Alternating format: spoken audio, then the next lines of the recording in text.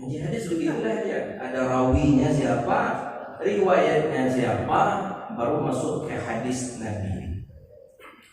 Hadis baginda Rasulullah sallallahu alaihi wasallam. Nabi bersabda, kata baginda Nabi, "Man masya ila salatil faraid." Ini tentang masalah ibadah yang kedudukan ibadah ni pahalanya sama dengan haji.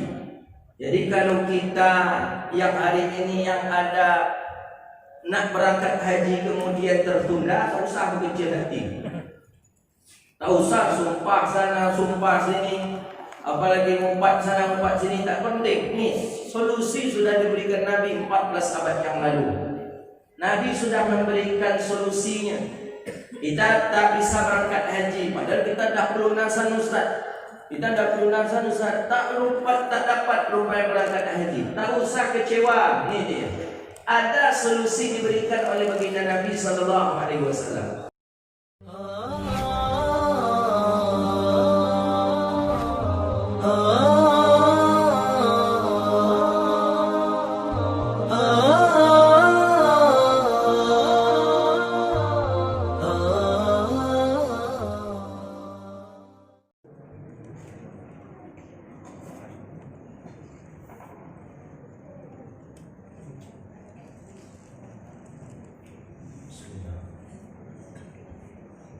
Assalamualaikum warahmatullahi wabarakatuh. Alhamdulillahilladzi wahabana ni'aman mutanawwi'ah. Mathalan ni'matal hayah wa ni'matal aqidatas sahihah. Allahumma salli wa sallim wa barik ala sayyidina Muhammad ibn Abdullah wa ala alihi wa ashabihi wa man tabi'ahum bi ihsanin ila yaumid dawamah. Subhanaka la ilma lana illa ma 'allamtana innaka antal alimul hakim. Rabbi yassir wa la tu'assir ya Rabbi ta'min bi khair. Puja dan puji syukur kepada Allah. Alhamdulillah, di waktu yang mulia ini Allah izinkan kita, Allah takdirkan kita bisa duduk di rumah Allah Subhanahu wa taala. Ini suatu kemuliaan bagi kita, dan berdoalah kepada Allah, mudah-mudahan Allah masih menghalalkan kaki kita untuk kita injakkan ke masjidnya. Allah tidak mengharamkan kaki kita untuk diinjakkan ke sini. Maka awal mula doa yang kita baca ketika menengok Ka'bah, mana kita yang pergi ke Makkah, mana yang pergi ke Madinah, kita ingat awal mula masuk Masjidil Haram kita membaca wirid. Ada doa yang kita baca. Doa yang kita baca ketika masuk Masjidil Haram, kita membaca Allahumma antas salam, Allahumma antas salam wa minkas salam wa ilaika ya'udus salam. Berjalan terus ke depan berjalan. Setelah sampai di depan, memandang ke arah kanan, nampak Ka'bah. Jadi masuk Masjidil Haram itu tak langsung nampak Ka'bah, tak langsung kita nampak Ka'bah. Kalau tak percaya, cobalah pergi ke sana. Tapi jangan sekarang. Sekarang belum boleh lagi. Nanti ada masanya, mudah-mudahan Allah takdirkan kita semua bisa ke Makkah. Amin. Datang kita masuk ke Masjidil Haram, baca Allahumma antas salam. Itu doa yang dianjurkan kita baca. Allahumma antas salam wa minkas salam wa ilaika ya'udus salam fa'ina rabbana bis salam wa dakhalna jannata darus salam tabarakta rabbana wa ta'ala ya dzal jalali wal ikram. Sampai terus kita membaca itu. Setelah kita membaca, arah ke arah sebelah kanan, nampak Ka'bah. Ketika nampak Ka'bah, apa doa yang kita baca? Allahumma la tahrim aini fi nazri baitillahil haram. Ya Allah, jangan engkau haramkan mataku ya Allah memandang Ka'bah engkau yang mulia. Itu doa yang kita baca.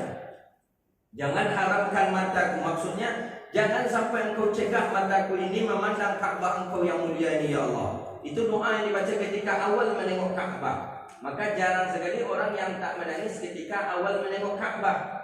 Karena tak semua orang dapat menengok Ka'bah. Selama ini orang menengok Ka'bah, Ka'bah KW. Ka'bah KW-nya ketika mana sih? Nampak Ka'bah macam tu. Ini Ka'bah asli. Tak disangka rasanya kita sampai ke sana. Pas awal mula nampak, langsung tak boleh kita memejamkan mata. Tak boleh nampak Ka'bah langsung kita ginikan mata kita. Berarti ada jin di badannya. Tak boleh. Langsung buka mata kita, pandang, tatap Ka'bah tadi. Tatap Ka'bah, pandang Ka'bah sambil membaca doa la tahrim aini Jangan Engkau haramkan mataku ya Allah memandang Ka'bah Engkau yang mulia. Untuk saat sekarang ini, doa itu kita baca cuma tidak di mata, tapi di kaki. La tahrim rijli fi masjidika ya Allah. Jangan Engkau haramkan kakiku ya Allah untuk melangkah ke masjidmu. Dulu kita beberapa bulan yang lalu dilarang ke masjid karena ada virus dengan COVID. Itu sudah dihimbau oleh MUI, dihimbau oleh pemerintah. Hari ini sudah dibolehkan lagi. Berarti Allah masih sayang kepada kita. Allah masih sayang kepada kita sehingga kaki kita ini digerakkan oleh Allah. Tapi ternyata kaki ini tak semuanya digerakkan oleh Allah ke masjid. Ke pasar kakinya mudah bergerak, ke kantor kakinya mudah bergerak, tapi ternyata ke masjid berat kakinya untuk bergerak. Dan alhamdulillah Allah mudahkan kaki kita bergerak ke masjid. Mudah-mudahan sampai kita mati pun hendaknya kaki ini bisa bergerak ke masjid. Amin. Ada orang yang sekarang bisa kakinya bergerak, suatu saat nanti kaki tak bisa bergerak. Dari sekarang bergerak tak ke masjid, besok kaki tak bergerak pun orang bawa dia ke masjid. Apa dia ketika mati?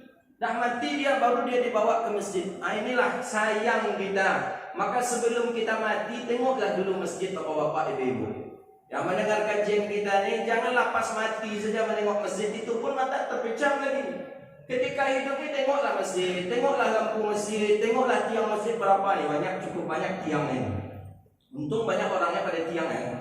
Kalau banyak pula tiangnya pada orangnya, itu lain pula cerita lagi. Tengoklah sekali masjid. Tengok dulu sebelum kita mati dibawa ke masjid, tengoklah masjid. Tengok, coba letakkan dahi kita ke masjid sebelum orang bawa kita ke masjid.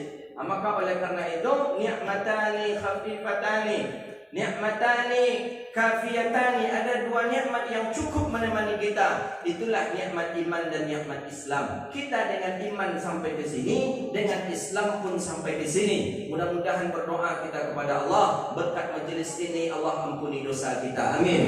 Berkat majelis ini Allah buang corona. Amin. Allah hindarkan kita dari corona. Allah selamatkan kita dari bala dan azabnya. Amin ya arhamar rahimin. Ingat di dalam hadis Abi Dzar Al-Ghifari, riwayat hadis, orang yang duduk di majelis ilmu itu lebih mulia daripada salat 1000 rakaat. Itu dalam hadis. Lebih mulia daripada salat 1000 rakaat. Lebih mulia daripada menyelenggarakan 1000 orang jenazah. Lebih mulia daripada menjenguk 1000 orang yang sakit. Itu hebatnya majelis ilmu hari ini. Hadis Abi Dzar Al-Ghifari yang meriwayatkan hadis, duduk di majelis ilmu lebih mulia dari 1000 rakaat salat. Siapa yang sanggup kita salat 1000 rakaat? Tidak ada. Belum ada kita yang salat pernah dalam sehari itu 1000 rakaat. Ada yang pernah salat 1000 rakaat? Tidak ada. Kita saja tarawih 20 itu pun dipotong menjadi 8. 8 pun jadi ompek sekobek jadi. 1000 rakaat belum ada. Kalau di Yaman, di Mesir ada orang salat tarawih itu 100 rakaat dalam Ramadan. Jadi berpindah-pindah dia. Nurul Yakin salat 20 rakaat 1 jam. Habis itu pindah lagi di jam berikutnya ke masjid yang lain, salat lagi di sana. Pindah lagi dalam satu malam itu 5 masjid. 5 masjid kali 20 100 rakaat. Orang-orang Yaman, orang-orang sebagian daerah Mesir dan Sudan ada mengamalkan itu. Ini 1000 rakaat kita salat, sama pahalanya, lebih mulia malah. Lebih tinggi pahalanya duduk di majelis ilmu ini ketimbang dengan salat 1000 rakaat. Mengantarkan jenazah 1000 jenazah. Ada jenazah mati kita antar ke kuburan 1000 orang jenazah tadi. Lebih mulia juga menuntut ilmu. Dan menjenguk orang yang sakit 1000 orang yang sakit. Ada orang yang sakit 1000 orang. Kita lihat. Habis kita lihat, pindah pula kita ke tempat ni, pindah pula ke tempat ni. Melihat orang yang sakit, 1000 orang yang sakit, lebih mulia juga duduk di majelis ilmu. Maka rugi kita kalau kita tak duduk di majelis ilmu padahal majelis itu ada. Nabi mengatakan kepada sahabat, "Idza maru," kata baginda Nabi, "apabila kalian lewat di kebun surga, maka singgahlah," kata Nabi, "farta'u," duduk sejenak. Sahabat bertanya, apa kebun surga itu ya Rasulullah? Kata baginda Nabi, majlis zikir, majlis ilmu. Majlis ilmu ini adalah taman surga, kebun surga. Maka orang yang duduk di majlis ilmu, maka dia sudah duduk di taman surga. Kita bermohon kepada Allah, Allah takdirkan kita duduk di taman surga dunia, dan Allah takdirkan pula kita hendaknya duduk di taman surga akhirat. Amin ya rabbal alamin. Salawat dan salam ke Nabi yang agung, Nabi yang mulia, Rasulullah Muhammad sallallahu alaihi wasallam. Allahumma salli wa sallim ala sayyidina Muhammadin tibbil qulubi wa dawaiha wa afiyatil abdani wa shifaiha wa nuril absari wa dhiyaiha wa ala alihi wa ashabihi bi'adadin kulli ilmillah ya rabbal alamin. Bapak Ibu hadirin yang dirahmati Allah, kita seperti biasa setelah selesai maghrib ini kita mengupas satu buah hadis daripada hadis baginda Nabi sallallahu alaihi wasallam. Yang hadis ini tiga, kalau kita mengkaji dari hadis baginda Nabi, kita membaca rawinya siapa, riwayatnya siapa, kemudian baru masuk ke hadis Nabi. Tiga nih, pertama rawi, riwayat, kemudian hadis. Rawi ini pertama ulama yang menukilkan hadis ini. Ulama yang menukilkan hadis ini di dalam kitabnya ada dua dia. Pertama Imam Ahmad bin Hanbal, yang kedua Imam Abi Daud. Abi Daud punya kitab namanya Sunan Abi Daud, sampai hari ini masih ada kitab itu, dicetak di mana-mana. Yang kedua ini namanya, yang pertama ini namanya Sunan Abi Daud, kemudian namanya Musnad Imam Ahmad bin Hanbal, dikenal dengan Musnad Ahmad. Ini kitab hadis yang terpanjang dan tertebal di dunia. Berapa jilid? Jilidnya 37 jilid. Kitab hadis terbesar. Sampai hari ini masih ada nama itu, kitab itu Musnad Ahmad. Hadis yang akan kita baca nih ada di dalam kitab Musnad Imam Ahmad. Panjang 37 jilid. Yang menulisnya siapa? Yang memasukkan hadis ke dalamnya siapa? Imam Ahmad bin Hanbal.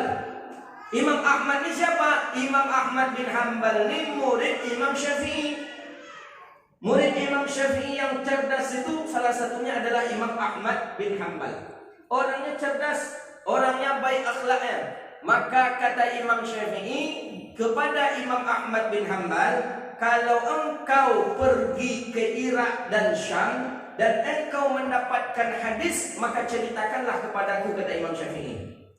Jadi Imam Syafi'i berkata ke Imam Ahmad, Ahmad, kalau engkau pergi ke Syam, engkau pergi ke Irak, dapat engkau hadis di sana, ceritakanlah kepadaku, kata Imam Syafi'i. Kenapa Imam Syafi'i berkata seperti itu? Karena Imam Syafi'i sudah menguasai hadis yang ada di Makkah dan Madinah. Semua hadis di Makkah, semua hadis di Madinah sudah dikuasai oleh Imam Syafi'i. Tapi di dua daerah ini belum. Makanya boleh guru mengaji balik ke murid, tak apa-apa. Jadi Imam Syafi'i punya murid namanya Imam Ahmad. Dulu Imam Ahmad ini mengaji ke Imam Syafi'i, tapi suatu ketika Imam Syafi'i mengaji balik ke Imam Ahmad. Itu boleh. Dibat namanya. Dibat itu ketika guru mengaji balik dengan murid, tak apa-apa. Orang Arab kita tengok biasa, salafus saleh kita tengok biasa. Dulu itu muridnya, tapi sekarang gurunya. Itu boleh. Di daerah Arab sampai sekarang masih diamalkan. Di Indonesia jarang kita tengok, Pak. Di Indonesia jarang. Bukan jarang, mungkin tak ada mungkin. Apalagi kalau yang duduk tuh muridnya nampaknya, Pak Haji itu dulu ceramah, dia tuh murid saya dulu tuh katanya. Kalau tak, karena saya tak jadi dia sarjana. Itu orang kita itu. Kalau orang-orang Arab, para salafus saleh, dia tetap duduk di hadapan muridnya mengaji. Itulah contoh tauladan yang paling elok. Bolehkah? Boleh. Jadi Imam Ahmad nih berguru ke Imam Syafi'i. Imam Syafi'i kena berguru kepada muridnya yang bernama Ahmad bin Hanbal, atau disebut dengan Imam Hanbali. Imam Ahmad bin Hanbal ini orangnya hebat, cerdas. Yang paling banyak hafal hadis di dunia itulah beliau. Sampai sekarang belum ada yang menandinginya. Berapa hafal hadis? Alfa hadis, 1 juta hadis beliau hafal. Ada hari ini orang yang hafal 1 juta hadis? Tak ada. Hari ini yang ada hafal hadis 5.000 ada, 10.000 ada. Tapi kalau yang sampai 1 juta hadis belum ada. Belum ada sampai hari ini belum ada. Cuma Imam Ahmad bin Hanbal lah yang hafal 1 juta hadis. Maka kata beliau, kalau ada pun hadis lagi akan saya hafal, kata beliau. Berarti di zaman beliau mengumpulkan hadis 1 juta hadis. Kalaupun ada akan aku hafal, kata beliau. Begitulah semangatnya Imam Ahmad bin Hanbal dalam menghafal hadis daripada hadis Rasulullah sallallahu alaihi wasallam. Imam Ahmad bin Hanbal ini jugalah yang berpendapat bahwa pahala bacaan Al-Quran itu sampai kepada orang yang meninggal dunia. Imam Ahmad bin Hanbal berpendapat orang meninggal dunia, ketika orang yang hidup membaca Al-Quran dia hadiahkan kepadanya, maka pahalanya sampai. Orang meninggal dunia, ayah mak kita meninggal dunia, kita bacakan Yasin. Setelah baca Yasin, sebelum baca Yasin kita hadiahkan, ya Allah, aku hadiahkan pahala Yasinku kepada ibu bapakku. Baca Yasin. Sampaikah pahalanya? Sampai. Menurut siapa? Menurut imam ulama yang hafal hadis 1.000.000 hadis. Sekarang ada pula ustaz hafal hadis mungkin 5 hadis mungkin. Kata ustaz ni tak sampai pahalanya. Bid'ah. Percuma baca Yasin. Karena digertak dengan bid'ah, setiap bid'ah masuk neraka ni. Ya pula lah orang kita ni tak baca Yasin ni. Dulu di daerah tu setiap ada orang meninggal dunia baca Yasin. Setiap ada orang meninggal dunia baca Quran. Dulu di daerah itu semenjak ada ustaz satu ni, Quran tinggal, baca Yasin tinggal. Jadi kata pengurus masjid, kita takziah tak usah baca Yasin lagi, tak usah kita baca Quran lagi, tapi ceramah je lah. Tak tahu saya kalau di sini paham ini berkembang atau tidak, tak tahu. Berkembang? Ada, cuma berkembang tidak. Ini virus nih corona nih. Parahnya nih, semua yang salah, semua yang bid'ah. Sehingga Pak di daerah kami, di daerah kita Kampar ada nih, ayahnya meninggal, dilarang oleh anak orang membaca Yasin di rumahnya. Anak kuliah di Pekanbaru, anak baru kuliah di Pekanbaru. Anak baru masuk kuliah di Pekanbaru, ikutlah mengaji ke salah satu tempat di Pekanbaru. Di sanalah anak ini terpapar virus COVID. Nama COVID itu terserahlah. Di sanalah dia. Anak baru masuk nih ke Pekanbaru. Anak masuk, anak mengaji, kemudian orang tua meninggal. Ayahnya meninggal. Malamnya biasa orang kita kan takziah. Orang masjid takziah, datang ke rumah bersama-sama, datang pergi takziah. Jadi kata maknya kepada anaknya, nak engkau jangan kemana-mana nak. Apa tu mak? Nanti malam habis maghrib jemaah masjid tu datang. Ngapa dia mak? Orang tu datang pergi takziah. Biasanya orang takziah sini ngapa mak? Baca Yasin. Ada hidangan di kita hidangkan. Kalau tak apa-apa. Habis tu orang tu pulang. Kata anak, ni tak boleh ni. Syirik ni, bid'ah ni. Tak ada gunanya, tak sampai itu pahala baca Yasin. Cuma jangan lagi mak, tak usah lah. Malu kita nak, kata mak. Orang di sini tak terbiasa macam tu. Kalau tak kita buat, malu kita. Diketawakan mak, enggak mak. Biarlah, saya kalau mak buat juga macam tu, saya akan pergi hari ini dari rumah. Ini ancamannya memang gawat ya. Syaitan meliputi anak dengan virus ini. Ini bahaya virus ini. Ini bahaya ini. Akhirnya ketika jemaah ayah emaknya ingin juga jemaah datang. Ketika jemaah datang, silakan masuk langsung sang anak berbicara sebelum dipimpin Yasin. Kata sang anak, bapak ibu yang takziah ke sini, cukuplah menengok kami saja, jangan baca Yasin, jangan baca doa lagi. Tak sampai pahala baca Yasin bapak ibu itu ke orang tua kami. Takkan membantu, justru bapak ibu ini menyusahkan ayah kami. Ini pemahaman apa ya pemahaman ini? Ini virus nih, maka saya sebut ini virus. Katanya takkan sampai, percuma saja kata dia. Bayangkan, padahal ayahnya nih, setiap ada warga yang meninggal dunia, ayah inilah yang memimpin baca Yasin. Warga sana meninggal dunia, ayahnya memimpin Yasin. Warga sana meninggal dunia, ayahnya memimpin Yasin. Ketika ayah meninggal dunia, rupanya tak ada orang baca Yasin. Karena siapa? Karena anak. Kok bisa? Anak kena virus. Ini yang hati-hati Bapak Ibu. Ini yang perlu hati-hati. Ini virus nih. Parah nih virus. Saya nama kayak tengok dulu sekolah anak tu, tengok sekolahnya nak ke mana. Jangan tengok itu bagus itu. Tengok dulu kita dibacakan Yasin atau tidak. Didoakannya kita baca Yasin atau tidak ni oleh anak ni. Tengok dulu, tengok stasi, tengok sekolahnya apa. Apalagi hari ini anak pun sekolah yang baik, rupanya tiba di menantu pun kacau. Ni ada ni. Menantu pula yang melarang. Kata menantu, kami semenjak mengaji di sana tak boleh baca-baca Yasin ni orang meninggal dunia. Kata menantu tadi. Akhirnya ialah habis tradisi yang elok, habis penghadiahan pahala, maka siapa yang rugi? Kitalah yang rugi. Maka oleh karena itu, bandingkan saja ulama yang hafal 1 juta hadis dengan yang hafalnya cuma 5 hadis. Mana yang nak kita percaya? Kalau saya lebih percaya saya dengan yang hafal 1 juta hadis ni ketimbang yang 5 hadis. Tak usahlah kita pakai dalil dulu, jelas ni dalilnya nanti ni. Maka oleh karena itu kita perlu mentegakkan ahlu sunnah wal jamaah. Maka amalan-amalan orang-orang dulu itu tak salah. Jangan kita batalkan sedangkan kita cuma mengaji berapa hari saja kita mengaji. Mengaji hadis saja sekali sebulan kita. Nak kita batalkan amaliyah orang-orang yang menghafal hadis sekian lama ya? Tak boleh. Makanya Imam Ahmad bin Hanbal ni pula lah katanya, semenjak Imam Syafi'i meninggal dunia, kata beliau, semenjak guruku meninggal dunia, aku tak pernah meninggalkan menghadiahkan bacaan Al-Fatihah untuk Imam Syafi'i setiap selesai salat. Jadi Imam Ahmad bin Hanbal setiap selesai salat dia baca Al-Fatihah di Syekh Muhammad bin Idris Syafi'i. Al-Fatihah untuk guruku Muhammad bin Idris Syafi'i. Dia baca setiap hari setelah selesai salat, dia hadiahkan Al-Fatihah untuk gurunya Imam Syafi'i. Siapa? Orang yang hafal 1 juta hadis. Kita lebih percaya pula dengan orang yang hafal 5 hadis tadi. Janggutnya dia yang panjangnya itu percaya gitu. Payah orang itu. Bapak Ibu yang dirahmati Allah, ini dia Imam Sunnah yang disebut dengan Imam Sunnah ini, Imam Ahmad bin Hanbal.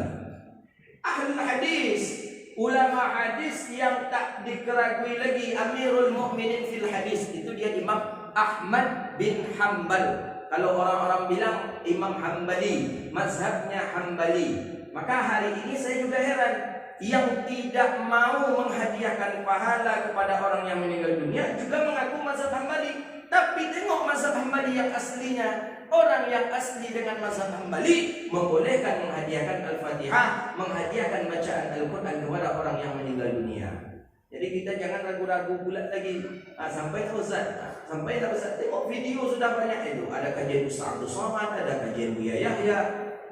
Tengok di sana bacaan Quran kepada orang yang sudah meninggal dunia. Kemudian Bapak Ibu yang dirahmati Allah, hadis ini yang merawikannya adalah Imam Ahmad bin Hanbal dengan Imam Abi Dawud. Yang kedua, riwayat ini, hadis ini yang mendengarnya siapa? Ini riwayat namanya. Yang mendengarkan hadis ini dari Rasulullah namanya Umamah Al-Bahili. Umamah Al-Bahili. Beliau ini penduduk Madinah yang masuk Islam kemudian berdakwah di Madinah. Dengar ada seorang nabi di kota Mekah, pergilah beliau ke kota Mekah. Madinah Mekah jauh Pak. Madinah Mekah itu 7 hari 7 malam dulunya berjalan kaki. Hari ini kita Mekah Madinah, Madinah Mekah. Madinah Mekah hari ini 5 jam 6 jam paling lama. Dulu 7 hari 7 malam berjalan kaki sendirian saja ingin memeluk Islam. Begitu imannya para sahabat. Mendengar adanya seorang Rasul utusan Allah, langsung dia pergi ke Makkah berbai'ah dengan baginda Nabi sallallahu alaihi wasallam. Sampai di Madinah dia mulai berdakwah. Semakin hari semakin ramai, semakin hari semakin ramai, semakin hari semakin ramai, dan barulah Islam berkembang di Madinah. Maka kalau ada pertanyaan, sebelum Nabi pergi ke Madinah, Islam sudah berkembang di Madinah. Siapakah yang membawa Islam ke Madinah? Jawabannya, inilah dia orangnya. Siapa orangnya? Umamah Al-Bahili namanya. Atau kita lebih mudahnya dengan sebut Umamah. Kita harus paham itu, harus hafal kita itu. Itu sejarah. Nanti ketika orang non-muslim bertanya kepada kita, berdebat kepada kita, kita tak tahu jawab. Kau muslim kata orang? Ya, saya muslim. Kalau kau muslim ada pertanyaan, kata orang non-muslim kepada kita. Dulu Nabi kau ke Madinah, Islam sudah banyak di Madinah. Dah ramai. Maka disebut kaum Ansar dengan kaum Muhajirin. Kira-kira siapa yang membawa Islam pertama kali ke Madinah? Kita ditantang oleh orang kafir dengan pertanyaan seperti ini. Apa jawaban kita kira-kira? Kalau tidak tahu, tidak tahu berarti kalah kita. Jawab, iya ada sahabat Nabi yang pertama bawa Islam ke Madinah, namanya Umamah. Umamah al-Bahili. Apa lagi Umamah dia tu? Payah hafal Umamah tadi, mama aja tu tambah u. Payah juga lagi, jadi hafal lagi. Itu bahan untuk kita tu Pak. Orang apalagi dengan suasana-suasana Islam tersudut hari ini harus kita perbuat pula keilmuan sejarah kita. Jangan kita tak tahu saya coba tengok di Google, kalah kita ya. Langsung, oh ya, sahabat Nabi yang membawa Islam pertama kali ke Madinah namanya Umamah. Dapat chip itu bawa pulang Umamah dari Layu. Siapa sahabat Umamah? Menghafal nama orang soleh itu pahala Pak.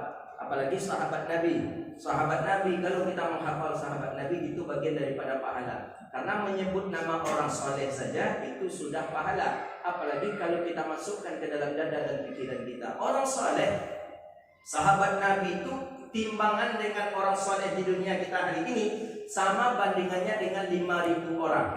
5.000 orang soleh di dunia ini. Umpama di rumah ini ada 5.000 orang soleh. Orang solehnya memang salat fardunya tepat waktu, berjamaah, puasa Senin Kamis, tak pernah berbuat maksiat besar tak pernah sama sekali, menjaga pandangan.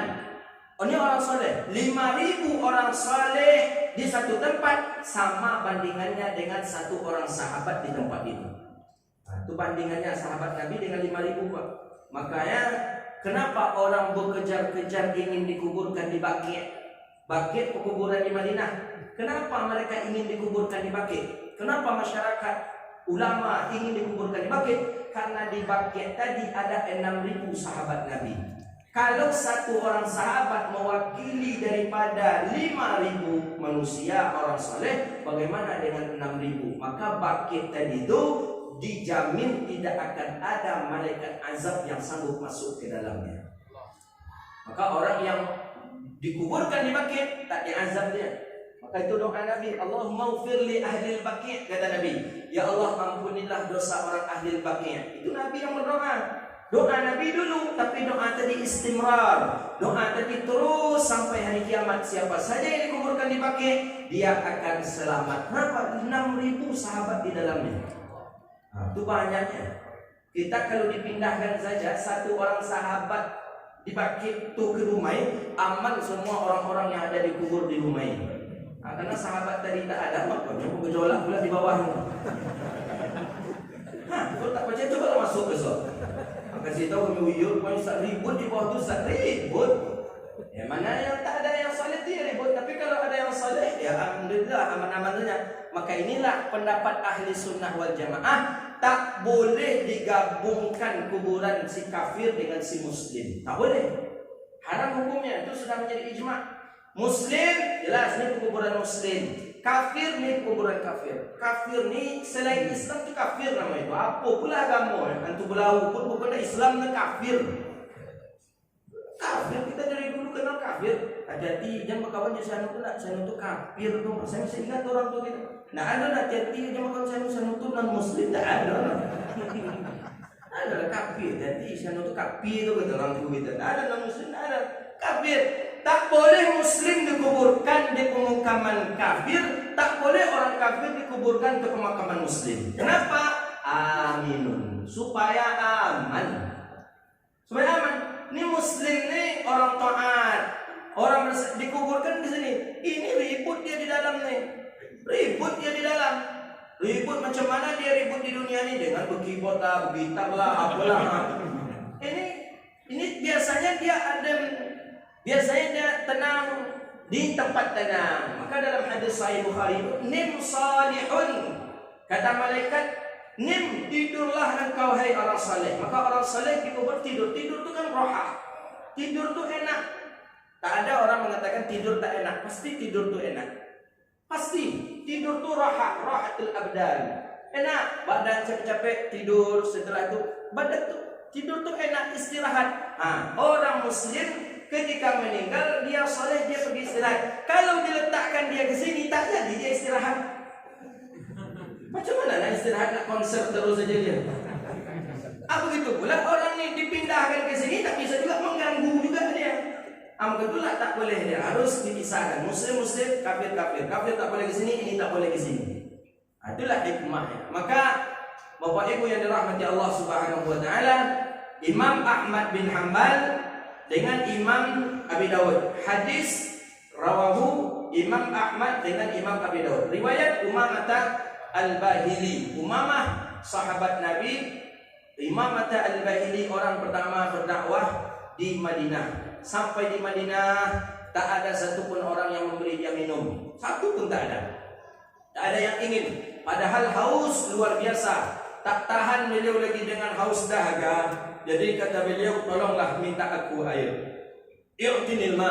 Beri aku air, beri aku air. Tak ada satupun penduduk Madinah memberinya air. Sehingga penduduk Madinah mengatakan, minta ke Muhammad. Engkau kan mengikut ajaran Muhammad, minta ke Muhammad. Tak dapat minum air. Akhirnya ada satu pemuda yang agak baik hati datang ke pemuda tadi. Silakan minum air ini, tafadhal. Ditengok, rupanya isinya darah dan nanah.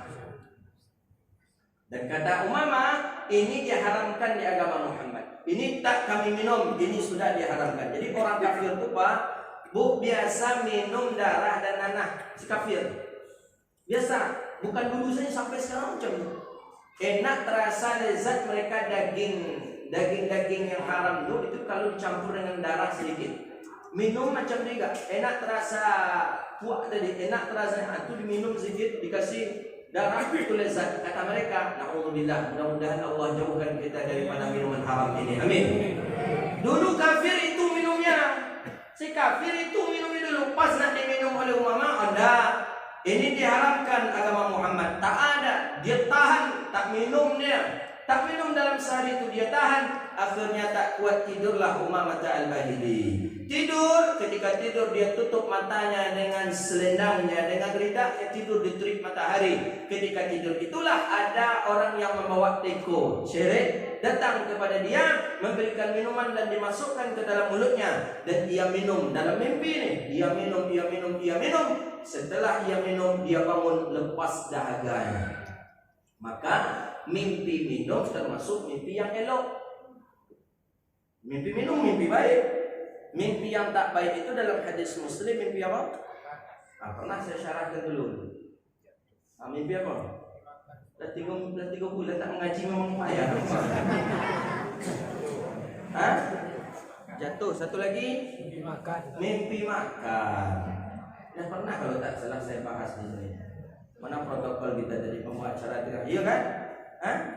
Iya terlupa.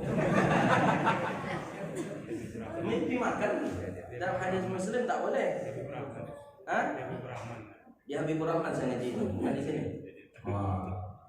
Mimpi makan termasuk mimpi tak elok. Tapi kalau mimpi minum, mimpi elok. Mimpi makan tak elok. Mimpi makan bahaya. Dalam hadis Muslim bahaya. Kalau kita mimpi makan, itu tak ada sihir masuk ke dalam tubuh kita. Jangan kita bangga pula tadi. Mimpi makan kita malam kita ceritakan pula kepada orang. Tak, itu aib no. Bahaya mimpi makan. Ada pendapat mengatakan mimpi makan itu sihir yang masuk. Ada mengatakan ketika mimpi makan itu berarti banyak racun dalam tubuh kita. Makanya dalam hadis Muslim itu, ketika kita mimpi makan, maka dianjurkan kita untuk mengecup daripada tangan kita. Bibir ini ketika bangun nih. Nah, ketika mimpi macam mana? Jadi baik-baik dia mensyarahkan nanti salah pula paham gitu. Bangun kita umpama pas bangun ingat tadi mimpi makan.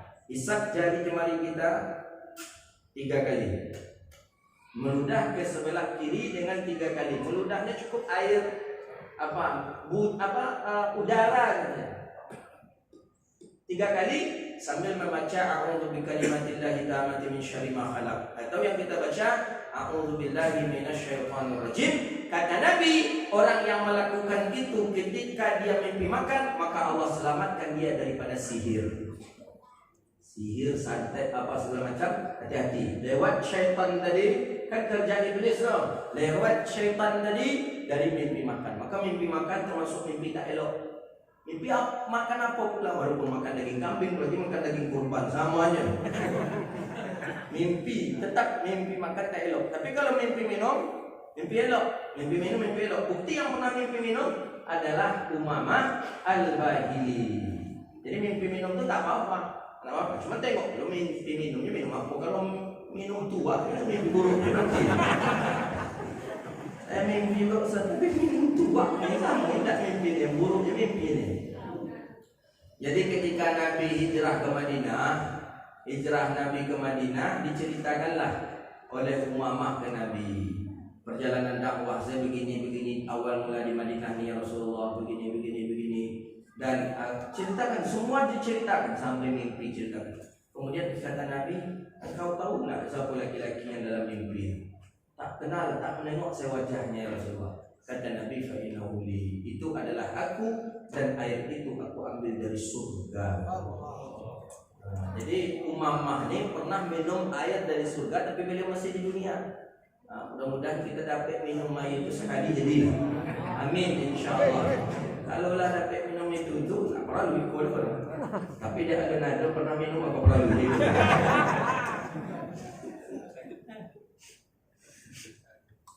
Bapak Ibu yang dirahmati Allah, itu riwayat. Baru masuk yang ketiga, hadis. Hadis begitulah ya. Ada rawinya siapa, riwayatnya siapa, baru masuk ke hadis Nabi. Hadis baginda Rasulullah sallallahu alaihi wasallam. Nabi bersabda, kata baginda Nabi, "Man masya ila salatil faraid." Ini tentang masalah ibadah yang kedudukan ibadah ini pahalanya sama dengan haji. Jadi kalau kita yang hari ini yang ada nak berangkat haji kemudian tertunda, tak usah kecil hati. Tak usah sumpah sana, sumpah sini, apalagi ngumpat sana, ngumpat sini, tak penting. Nih, solusi sudah diberikan Nabi 14 abad yang lalu. Nabi sudah memberikan solusinya. Kita tak bisa berangkat haji, padahal kita dah pelunasan Ustaz. Kita dah pelunasan Ustaz, tak dapat rupanya berangkat haji. Tak usah kecewa. Ini dia. Ada solusi diberikan oleh baginda Nabi sallallahu alaihi wasallam. Haji itu kan tamu-tamu Allah. Orang yang bisa ke Makkah itu kan orang-orang yang memang tamu Allah. Tengok ketika kita turun pesawat, tertulis di bandara, tertulis marhaban biduyufillah. Selamat datang tamu-tamu Allah. Jadi yang ke sana itu memang tamu Allah. Sekarang kalau kita belum bisa ke sana, berarti pemilik rumah belum bersedia kita bertamu di rumahnya. Nah, selesai gitu saja deh. Tak perlu kita sumpah sana sumpah sini, hilang juga pahala haji kita nanti. Pemilik rumah belum bersedia, sama dengan kita. Ada sahabat kita, Ustaz, ada nanti pada maghrib di rumah. Oh, saya pada maghrib ada kajian. Ayolah. Pada Isya Ustaz, pada Isya udah agak lambat, saya pulang. Ayolah, besok pagi aja Ustaz. Besok pagi saya ada rapat pula. Habis asar Ustaz, asar tu mungkin belum Ustaz. Jangan kita, tu bilu Ustaz yang punya waktu aja, ditantang macam tadi. Sama dengan itu kapan ya Allah? Tak boleh. La tayas min rahmatillah. Tak boleh kita berputus asa dengan rahmat Allah.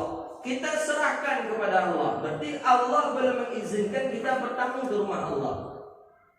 Allah belum mengizinkan kita untuk datang ke rumah Allah. Tapi ada solusi. Sama pahala yang kita dapatkan dengan kita berangkat ke sana.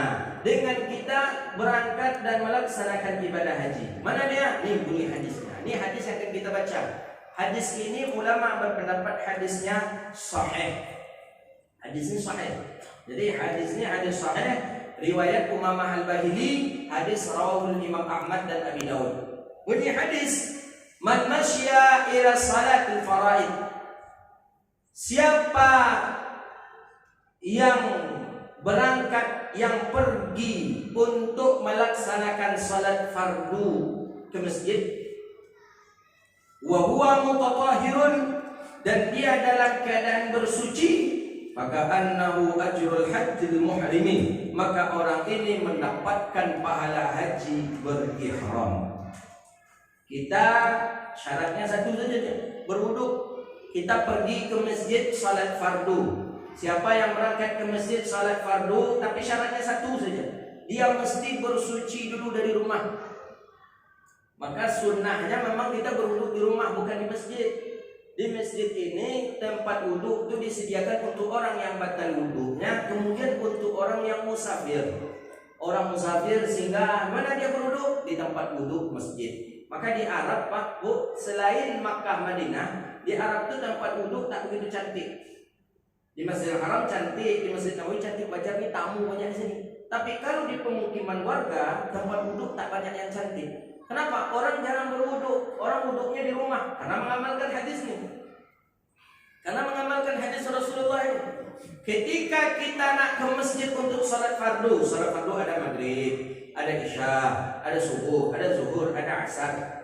Salah satunya saja mutatahhir, dalam keadaan bersuci, berwuduk kita di rumah, kemudian pergilah kita salat ke masjid dalam keadaan bersuci. Jadi maka kita dapat pahala haji yang berihram.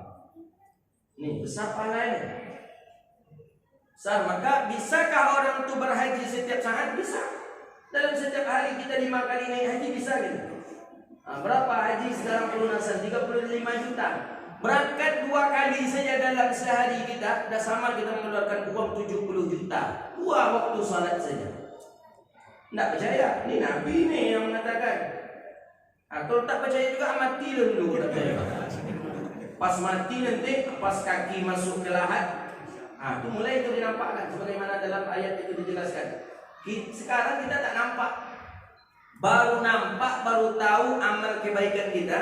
Itulah ditengokkan ketika lahat kaki mulai masuk ke lahat, angsur-angsur badan, kepala. Masuk lahat itu dianjurkan kaki dulu, baru badan, baru kepala. Ini bagi yang sering masuk lahat ini. Jangan kepala dulu. Jangan serentak pula, kaki dulu dianjurkan. Itu sunnahnya. Memasukkan jenazah ke lahat, kaki dulu. Kaki, baru badan, baru dia kepala terakhir. Itu masuk lahat. Ketika jenazah mulai dimasukkan itu, ketika itu pula lah ditengokkan oleh malaikat amal kebaikan, amal keburukan. Di sanalah tengok, pernah kita mencuri, di sana ditengokkan dosa mencuri, dosa zina, dosa tengokkan. Pernah kita melakukan haji, pernah kita melakukan amal soleh, ketika itulah ditengokkan. Oh, rupanya kita sering lupa pergi haji. Sering kita dapat pahala haji rupanya pahala haji yang ketika kita lakukan. Kadang ada dalam riwayat hadis ada orang yang terheran-heran menengok amalnya. Saya tak pernah haji, saya tak pernah umroh. Kenapa kok ada pahala ini? Rupanya pahala inilah yang kita dapat. Maka kalau ada yang tak percaya hari ini, matilah. Insya Allah percaya nanti. Matilah obatnya lagi. Mati, ketika mati itulah dia ditengokkan. Nanti kalau sudah sampai ke kami iyo, punya ustaznya. Itu dia, sampai balik. Memang kan Islam itu agama dinul iman, dengan imannya, bukan dengan paparan nyata. Paparan nyata Islam itu butuhnya iman, bukan nampak langsung. Pahalanya seperti itu, nampak langsung sudah. Orang yang salat duha, sering salat duha, maka dia akan masuk ke dalam surga lewat pintu yang pintu itu bernama pintu rayyan. Nampak langsung pintu itu? Enggak. Kapan? Dengan iman. Setelah kita meninggal dunia, nampak semuanya itu. Maka Islam itu agama iman. Maka orang yang ragu-ragu berarti orang fasik. Orang yang ragu-ragu berarti dia orang munafik. Orang yang ragu-ragu berarti dia orang musyrik. Orang yang ragu-ragu berarti dia bukanlah orang Islam. Maka Islam itu iman. Contoh saja, Isra Mi'raj. Siapa yang bisa dengan logika mengakalkan Makkah sampai ke atas langit dalam waktu 1,5 jam? Dengan akal-akal mana yang bisa menerima? Nah, tapi iman. Ya, iman menerima. Siapa? Apa yang tak mungkin bagi Allah? Kun fayakun, idza arada syai'an ayyakula lahu kun fayakun, bisa. Maka Islam itu agama iman, bukan agama logika. Kalau di logika-logika kan itu jadi kita ateisme, itu jadinya liberalisme, itu jadinya sekularisme. Hati-hati. Islam bukan agama yang diakal-akali, tapi Islam adalah agama iman. Balik kita ke hadis Nabi, kalau berwuduk di rumah, berangkat ke masjid, lakukan salat fardu di masjid, sama pahala dengan pahala haji. Itu Nabi mengatakan dalam hadis sahih. Maka oleh karena itu jangan tinggalkan ini dalam setiap hari, walaupun dapat sekali jadilah. Sekali dapat naik haji kan lumayan itu. Lumayan itu. Orang-orang kita sekali saja dapat pahala haji. Adik kalau ditanya oleh istri nanti yang tak hadir pengajian, ini abang dari mana bang? Pulang haji dulu. Sehat abangnya bang, sehat. Kau ni bilang tak sehat ni kenapa? Kau dia bilang sehat, aku ni sehat. Sehat abang? Sehat. Apa orang bilang abang pulang naik haji? Itulah. Miko tak tahu hadis bilang. Ada hadis, bacakan hadis nih. Ya, cuman hafal dulu hadisnya, rawinya siapa tadi? Lupa. Hah? Imam Abi Daud dengan Imam Ahmad. Riwayatnya siapa? Umamah. Sampaikan itu ke istri kita. Hadis Nabi mengatakan siapa yang berjalan ke masjid, entah apalah artinya, aja bacakan di istri itu. Siapa yang berjalan ke masjid pergi salat fardu dia dalam keadaan bersuci, maka dia sama mendapatkan pahala haji. Hadisnya sahih. Berdakwah pula dapat pahala bapak. Bapak sampaikan ke istri, istri sampaikan pula ke kawan-kawannya, dapat pahala. Alhamdulillah, itulah nanti yang akan kita terima ketika kita meninggal dunia. Begitu cara dakwah. Enggak kita aja nak masuk surga, kita aja kau nak masuk neraka aja. Tak boleh. Begitu dia cara dakwah. Ini hadis. Cuman haji ini itu pula salahnya satu. Kalau di Indonesia haji ini mesti ada orang balik dari haji itu H di depannya. Haji ini tak bisa dibuat H di depan. Tak bisa buat depan. Nanti kita buat pula di depan. Kapan pula kau haji? Saya setiap hari 5 kali naik haji bila. Pahala haji ini jelas nih. Nabi SAW mengatakan ini pahalanya sama dengan haji. Hadisnya sahih. Oleh karena itu, peluang untuk kita beramal soleh, peluang untuk kita beribadah banyak sekali. Maka jangan kita berputus asa. La tayas min rahmatillah. Tak boleh kita berputus asa dari rahmat Allah. Tak boleh. Kita tak Allah izinkan ke Makkah tahun ini, tak diizinkan kita berangkat haji tahun ini. Jangan berputus asa. Nih ada solusi. Solusi diberikan bagi Nabi. Dari dulu Nabi sudah bayar. Dan ingat Bapak Ibu yang dirahmati Allah, tidak haji di Makkah itu bukan tak pernah. Bocah buka kitab-kitab tarikh, kitab-kitab sejarah pernah. Ada 4 kali atau 5 kali pernah tak dilaksanakan haji. Termasuk pergejolakan antara Syiah ketika itu berkelahi dengan Sunni. Itu tak diadakan haji. Sekarang Alhamdulillah ada haji ini, cuman dibatasi saja. Dulu pernah haji, jangan kita begitu cepat menerima info, cepat menerima berita, kemudian kita berputus asa. Jangan. La tayas min rahmatillah. Maka oleh karena itu baru yang pertama. Amalan yang apabila kita amalkan, maka pahalanya sama dengan melaksanakan ibadah haji. Apa amalan pahala yang akan kita lakukan itu? Yaitu dengan melaksanakan salat fardu ke masjid, tapi syaratnya kita mesti harus bersuci di rumah. Jadi wudhu di rumah, barulah kita ke masjid. Dia ada kebiasaan orang ni di masjid saja dia berwudhu. Enggak, wudhu kita di rumah. Wudhu di rumah berarti kita dalam keadaan bersuci. Berapa lama kita bersuci? Sampai di masjid. Di masjid kita sudah bersuci, masuk masjid, salat sunat tahiyatul masjid. Itulah dia. Ada 2 lagi amalan yang akan kita lakukan sama pahalanya dengan haji. Ada 3 ya. 1 sudah kita baca, 2 insyaallah kita lanjutkan. Masuk Isya belum? Berapa? Ya, kita lanjutkan. Nanti setelahnya ada tanya jawab. Setelah Isya. Begitu. Habis ini setelah Isya lanjutkan sedikitnya berapa?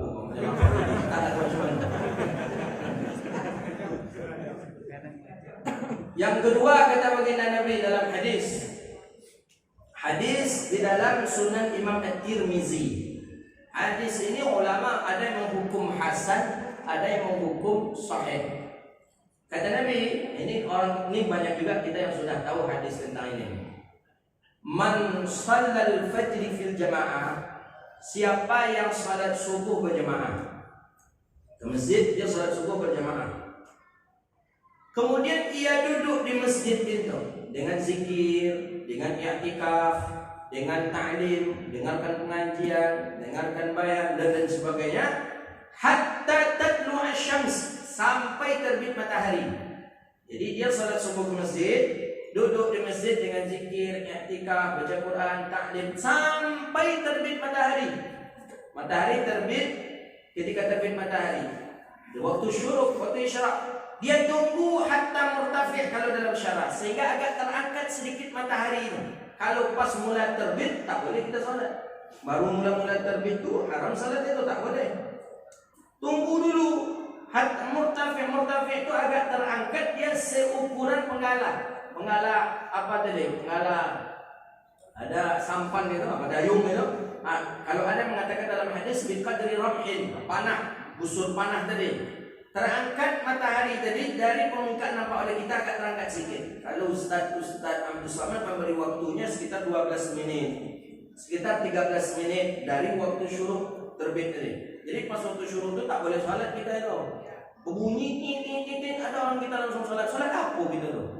Tak boleh. Itu salah satu waktu yang diharamkan salat. Ketika matahari terbit, ketika matahari terbenam, ketika matahari sedang di atas setentang kepala. Tak boleh salat itu. Tunggu dulu hatta murtafi' katanya. Biar dia terangkat sedikit matahari tadi sampai, ada yang mengatakan 12 menit, ada yang mengatakan sampai 15 menit.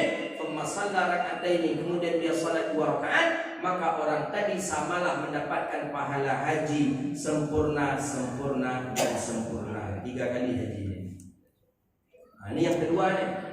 Orang yang melaksanakan sholat subuh berjamaah, duduk dia di masjid sampai terbit matahari, dia tunggu kat 12 menit, sholat dia 2 rakaat, maka sama dia melaksanakan haji kata Nabi, sempurna, sempurna, sempurna. 3 kali, 3 dikali 35 juta. Berapa duitnya ini? 105 juta. Dapat kita sekali sebulan, jadilah. Tak bisa sekali seminggu.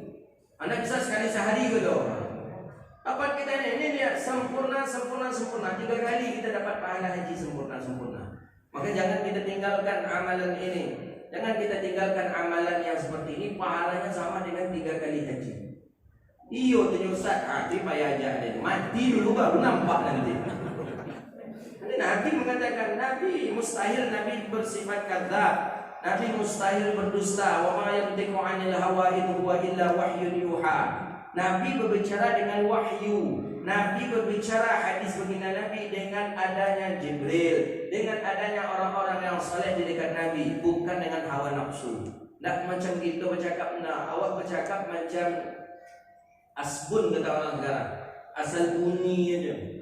Kalau baginda Nabi, wa ma yantiqu 'anil hawa in huwa illa wahyun yuha. Jadi yang kedua, amalan yang sama dengan haji itulah dia salat subuh berjamaah masjid. Tunggu sampai zikir, tunggu sampai waktu terbit matahari, tunggu sampai 12 menit. Salat kita sama dengan haji yang sempurna, sempurna, sempurna. Itulah dia. Mana yang agak ringan yang pertama, itu dia yang kedua nih. Pasti banyak ini yang pertama. Karena tak banyak modal yang pertama. Yang kedua nih musuhnya besar nih. Bangun tidur, itu masalahnya agak berat ya. Maka 3 kali haji. Kalau pertama tadi sekali aja haji. Haji berihram. Yang kedua ini 3 kali haji. Kenapa 3 kali haji? Karena berat. Bangun tidur tuh berat sekali. Berat. Ada yang sudah bangun tidur nak duduk tuh payah. Ada yang sudah bangun bisa duduk nak berdiri payah. Akhirnya ujung-ujung tertidur pula balik. Itu bangunnya jam 8 lagi. Inilah 2. Satu lagi insyaallah setelah selesai salat Isya. Subhanakallahumma wa bihamdika asyhadu an la ilaha illa anta astaghfiruka wa atubu ilaik. Wassallallahu ala nabiyyina Muhammadin wa ala alihi wasallam.